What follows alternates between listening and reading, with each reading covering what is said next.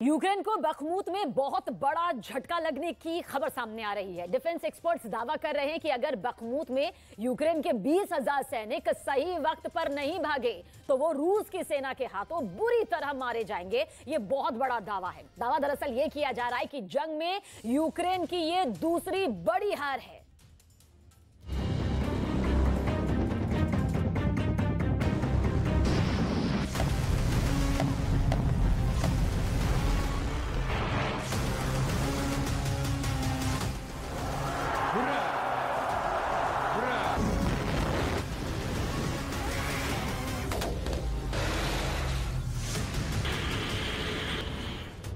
अगर वाकई में बखमूत में यूक्रेन के 20,000 सैनिकों को रूस की सेना ने घेर लिया तो ये यूक्रेन की दूसरी सबसे बड़ी हार साबित होगी।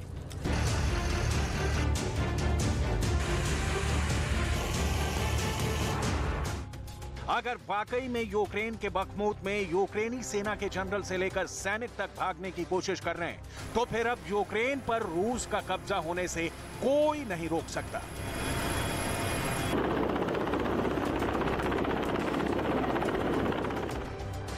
युद्ध में यूक्रेन का बुरा हाल देखने के बाद सवाल उठ रहे हैं कि आखिर यूक्रेन का साथ देने वाले 80 देश क्या कर रहे हैं।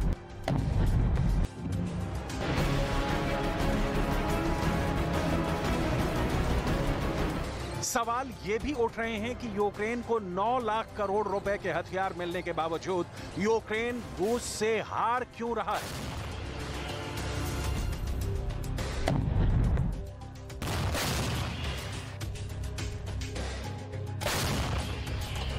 क्या रूस के साथ चीन, बेलारूस और ईरान की तिकड़ी ने अमेरिका और नाटो को बैकफुट पर ला दिया है?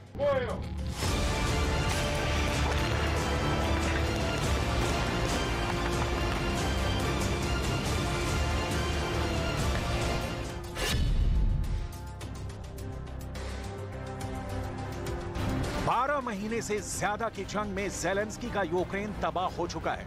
यूक्रेन के 4 प्रांत और 13 शहरों पर रूस के खौफनाक हमलों ने यूक्रेन, नाटो और अमेरिका को संभलने का मौका तक नहीं दिया है। यूक्रेन भले ही पिछले 6 महीने से दावा कर रहा हो कि उसने जंग में रूस के लगभग 1.5 लाख सैनिकों को मार डाला है, लेकिन हकीकत में जमीन पर पुतिन की फौज यूक्रेन पर बहुत भारी साबित हो रही है। भले ही यूक्रेन दावा कर रहा हो कि उसने रूस के लगभग 3,500 टैंकों को तबाह कर डाला है, लेकिन हकीकत में रूस ने पूर्वी यूक्रेन को टैंक युद्ध में बुरी तरह से रौंद डाला है। पिछले 6 महीने से भले ज़ेलेंस्की दावा करें कि पूर्वी यूक्रेन का किला कहे जाने वाले बखमूत पर रूस कभी कब्जा नहीं कर पाएगा, लेकिन हकीकत आज ये है कि खुद राष्ट्रपति ज़ेलेंस्की के आर्थिक सलाहकार अलेक्जेंडर रोडनेस्की बखमूत में अपने कमांडरों से अपील कर रहे हैं कि बखमूत से यूक्रेन की फौज को जल्द से जल्द पीछे हटाओ, वरना रूस की सेना यूक्रेन के 20,000 सैनिकों को मौत के घाट उतार सकती है। हम आपको वॉर जोन से आ रही रिपोर्ट के आधार पर दिखाएंगे कि कैसे बखमूत ज़ेलेंस्की के लिए जहन्नुम बन चुका है। पश्चिमी मीडिया के मुताबिक यूक्रेन के बखमूत में रूस को बहुत बड़ी जीत मिलने वाली है। रूस ने बखमूत में यूक्रेन के 20,000 सैनिकों को घेर लिया है।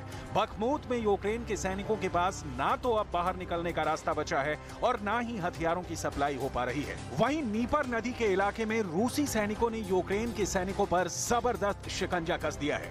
इधर ये भी खबर आ रही है बखमूत शहर से यूक्रेन के सैनिक निकल नहीं पा रहे हैं क्योंकि रूस की सेना ने सभी सड़कें और पुल तोड़ डाले हैं। कुछ जानकारों के मुताबिक बखमूत में 2 दिन में बारिश होने वाली है। ऐसे में यूक्रेन के 20,000 सैनिकों के लिए बखमूत साक्षात मौत का कुआं बन जाएगा। वहीं दूसरी तरफ यूक्रेन के टॉप सैन्य कमांडर अभी तक यूक्रेन की दूसरी रक्षा पंक्ति नहीं बना पाए हैं जो रूस की सेना से मुकाबला कर पाए, जिसकी वजह से यूक्रेन के 20,000 सैनिक या तो रूसी सैनिकों के हाथों मारे जाएंगे या फिर रूस के सामने 20,000 यूक्रेनी सैनिक सरेंडर करने के लिए मजबूर हो जाएंगे। खबरों के मुताबिक अगर यूक्रेन के 20,000 सैनिक बखमूत से नहीं भाग पाए तो हो सकता है कि रूस की सेना 20,000 यूक्रेनी सैनिकों को मार डाले।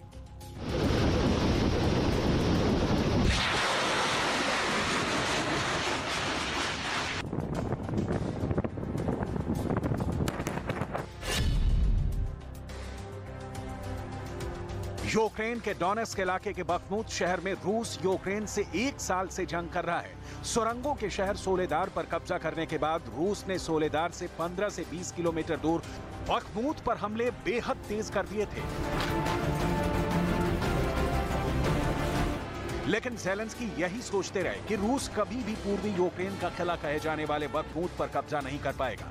ज़ेलेंस्की की इसी जिद की वजह से आज बखमूत में यूक्रेन के 20,000 सैनिकों पर मौत मंडरा रही है। इन्हीं हालातों को देखकर अब ज़ेलेंस्की भी मान रहे हैं कि बखमूत में हालात बेहद खराब हैं। Чергове засідання Ставки. Знов у розширеному форматі доповідали ГУР, Міністерство оборони, главком, командувачі напрямків. Детально займаємось ситуацією на кожному з фронтових напрямків. Найтяжче, як і раніше, Бахмут і бої, що мають значення для захисту міста.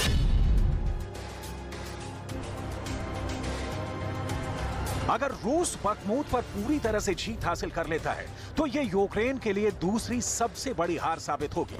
इस बीच डिफेंस एक्सपर्ट्स अब ये भी दावा करने लगे हैं कि 1 साल की जंग में यूक्रेन को नाटो और पश्चिमी देशों ने मोहरा बना दिया है। यूक्रेन को ऐसे हथियार दिए हैं जो यूक्रेन को सिर्फ 80 से 90 किलोमीटर दूर तक मार करने की क्षमता देते हैं, जबकि यूक्रेन को ऐसी मिसाइल और घातक हथियार और रॉकेट चाहिए जो 150 से 600 किलोमीटर तक मार करने वाले हों। ऐसे हालात में सवाल उठ रहे हैं कि क्या यूक्रेन अब रूस के हाथों बेमौत मारा जाएगा? जरा इन आंकड़ों को देखिए। यूक्रेन के सोलेदार पर कब्जा करने के बाद अब रूस बखमूत पर कब्जे का दावा कर रहा है। हैरानी की बात यह है कि यूक्रेन को 40 देशों ने 9 लाख करोड़ रुपए के हथियार दिए हैं, लेकिन उसके बावजूद यूक्रेन रूस को हरा नहीं पाया है। नवंबर 2022 तक यूक्रेन को जंग में 50 लाख करोड़ का नुकसान हो चुका है, लेकिन रूस हारने की बजाय जीत रहा है। नवंबर 2022 को आई कुछ रिपोर्ट्स में दावा किया गया है कि जंग में रूस के 1500 अफसर मारे गए हैं, जिसमें 160 अफसर कर्नल और जनरल रैंक के हैं। लेकिन रूस इतना भीषण नुकसान झेलने के बावजूद 1 साल से यूक्रेन, नाटो और अमेरिका को जंग में कड़ी टक्कर दे रहा है और जीत रहा है।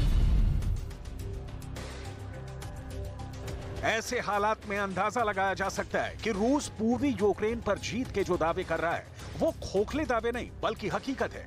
ये यूक्रेन का वही बखमूत है जहां सिर्फ 30 फीट के फैसले पर रूस के 1000 सैनिक मारे जा रहे थे। ये वही बखमूत है जहां पर रूस के 300 टैंक तबाह करने का दावा यूक्रेन ने किया था, लेकिन आज पुतिन के रूस ने बाजी पलट दी है।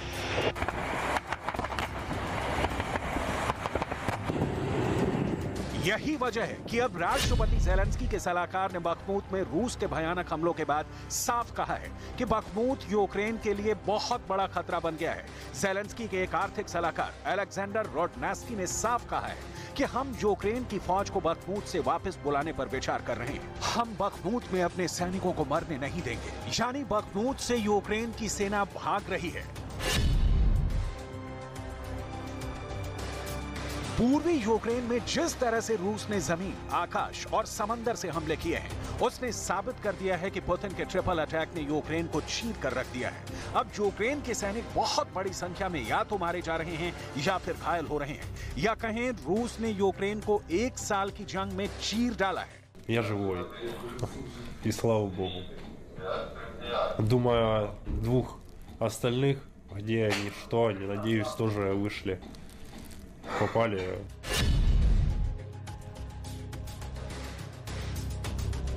पिछले 1 साल में रूस यूक्रेन पर 5000 से ज्यादा मिसाइल हमले कर चुका है, जबकि रूस की एयरफोर्स और रॉकेट आर्मी 3500 से ज्यादा हवाई हमले कर चुकी है। इधर पिछले 15 दिनों से रूस ने यूक्रेन को हर मोर्चे पर कड़ी टक्कर दी है। इसी को देखते हुए नाटो, अमेरिका और ब्रिटेन के सुर बदल गए हैं। वहीं दूसरी तरफ पुतिन और ज्यादा आक्रामक हो गए हैं। Думают, что так просто? Мы их туда пускать будем просто так?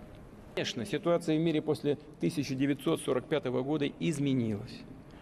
Ядерные арсеналы также есть и у Великобритании, и у Франции. Они совершенствуются, развиваются и тоже направлены против нас. रूस के साथ पहले बेलारूस, ईरान और साउथ कोरिया खुलकर साथ दे रहे थे। अब चीन ने भी रूस का जंग में साथ देने का मन बना लिया है। अब देखना होगा कि बखमूत पर जीत का ऐलान करने के बाद पुतिन का अगला टारगेट क्या होता है। और दूसरी तरफ अब ये देखना होगा कि बखमूत में यूक्रेन की दूसरी हार के बाद यूक्रेन अब 20,000 सैनिकों को रूस के खूनी हमलों से कैसे बचाता है। फिलहाल बखमूत में यूक्रेन के पास सिर्फ 2 रास्ते बचे हैं। या तो यूक्रेन के 20,000 सैनिक रूस के सामने सरेंडर करें या फिर रूस की सेना के हाथों मारे जाएं।